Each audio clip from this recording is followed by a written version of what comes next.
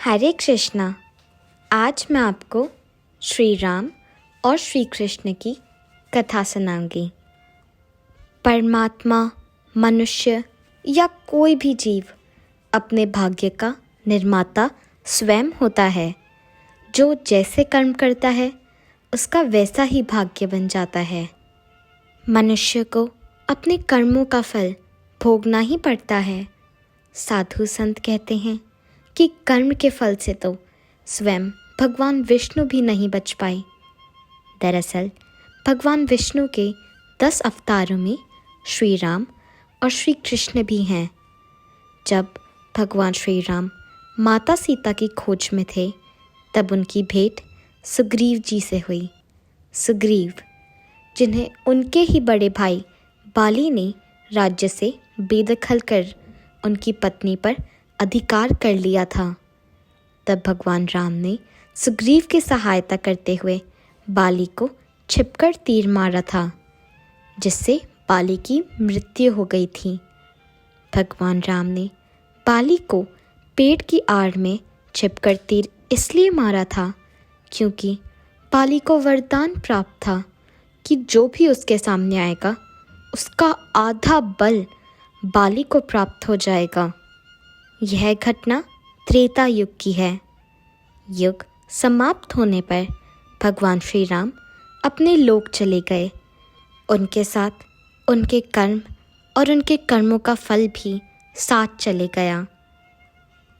जब भगवान विष्णु ने श्री कृष्ण के रूप में अवतार धारण किया तो पूर्व जन्म के कर्मों का फल भी उन्हें भोगना पड़ा। महाभारत युद्ध के बाद जब भगवान श्री कृष्ण समस्त परिवार के साथ द्वारिका में बस गए तब कौरवों की माता गांधारी के श्राप के कारण यदुवंश समाप्ति की तरफ बढ़ने लगा।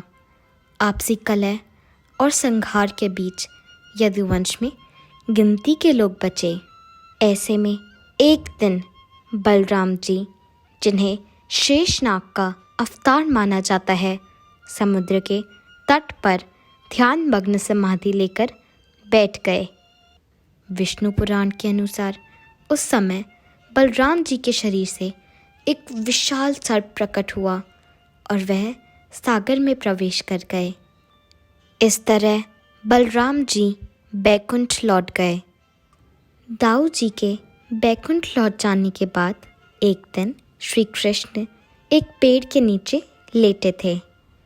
उस समय जरा नामक एक पहेलिया जो हिरण के शिकार के लिए भटक रहा था, उसे दूर से श्री कृष्ण का पैर हिरण की आंखों की तरह लगा।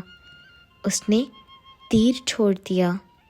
तीर लगते ही वह दौड़कर वहां पहुंचा, लेकिन हिरण की जगह श्री कृष्ण को घायल अवस्था में पाया। कुछ धार्मिक मान्यताएं हैं कि जरा नामक बहेलिया ही त्रेता युग में बाली था, जिसने अपने पिछले जन्म का बदला इस जन्म में लिया। वहीं दूसरी मान्यता यह है कि हर व्यक्ति को अपने कर्म का फल इस जन्म में ना सही तो अगले जन्म में भोगना ही पड़ता है। इसलिए श्री राम ने अपने कर्म का फल श्री कृष्ण के रूप में भोगा। इस कथा से हमें यह सीख मिलती है कि हम खाली हाथ आए हैं और खाली हाथ जाएंगे, मगर जो सदैव हमारे साथ रहता है वो हमारे कर्म है। तो अपने कर्मों को शुद्ध रखिए, क्योंकि कर्म का फल आपको उसी प्रकार ढूंढ लेता है जैसे कोई बछड़ा सैकड़ों गायों के बीच अपनी माँ को ढूंढ लेता है। तो आइए और मेरे साथ प्रेम से बोलिए, जय जय श्री राधे।